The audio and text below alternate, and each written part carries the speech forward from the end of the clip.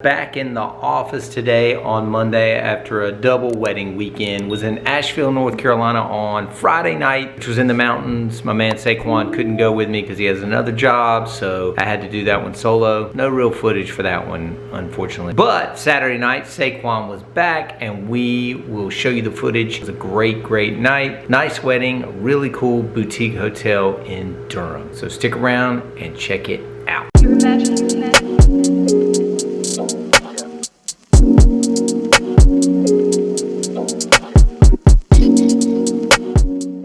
Bunn star, let me see tonight. All I worship and adore.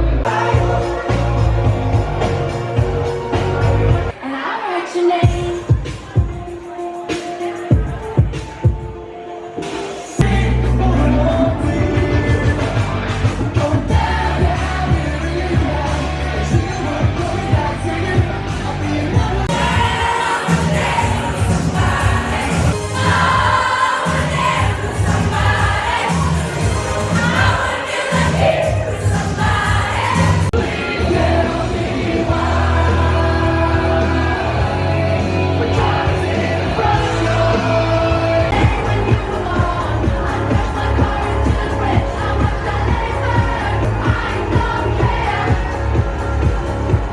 Alright, so I hope you enjoyed that little montage of awesomeness from Saturday night. But here's what you didn't see, and this is kind of what this video is about. The first time in a long time, I had some, let's just call him an unruly guest there on Saturday night. And I want to tell you a little bit about how I dealt with it, or what you could do if you had this kind of situation. So we, myself and Saquon, quickly ran upstairs to eat dinner. And I think maybe, I could hear because we were kind of overlooking the dance floor on a balcony up above. As you can tell from that hotel, it kind of had like a second little tier to it. Maybe 3 songs, we were gone. So 9-10 minutes, ate real quick, came back down, and as we come up behind the DJ station, because the elevator was kind of behind us, there was some guy trying to mess with my laptop. Like, I don't know if he was trying to change the song, skip the song, I don't know, whatever. And I kind of yelled at him and I was like, hey man, what are you doing? And again, the music's playing. Nobody really hears me except for the table that he's actually sitting at, which is right on the dance floor, right in front of us. He kind of mumbled something, scurried back to his table, never really made eye contact with me again during dinner. I was fuming, I'm not gonna lie. I don't remember the last time somebody had the audacity to walk up and mess with $20,000 worth of gear. I was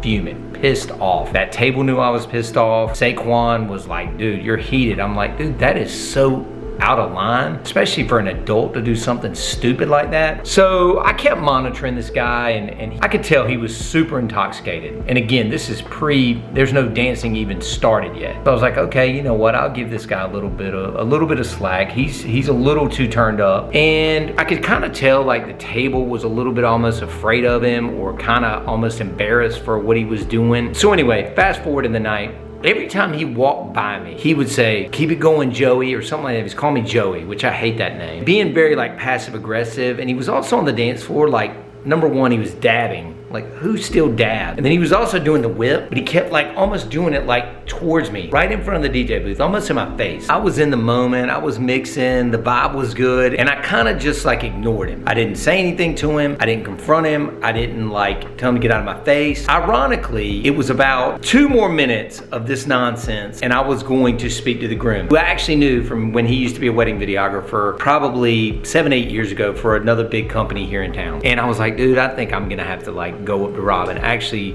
tell him to get this guy away from me. And sure enough, about that time, it's nearing the end of the reception, so I'm like, okay, I can probably make it. Look out on the dance floor. Guess who's getting in a fight? Mr. Dab himself is out there about to fight a guy because he'd been harassing his girlfriend, apparently, just like totally stalking this girl on the dance floor. Like, you can almost see those people, right? You can see it in their eyes that there's something so disturbed with them or troubling to them that they just want to fight. And I had that vibe about him the entire night, from the second he was up there messing with my gear, and I was right. Sure enough, they basically corralled him, rounded him up, threw him out. I don't remember the last time I saw somebody fighting at a wedding. That's how ridiculous and immature this guy was. So I guess my takeaways are this. Number 1, keep your cool.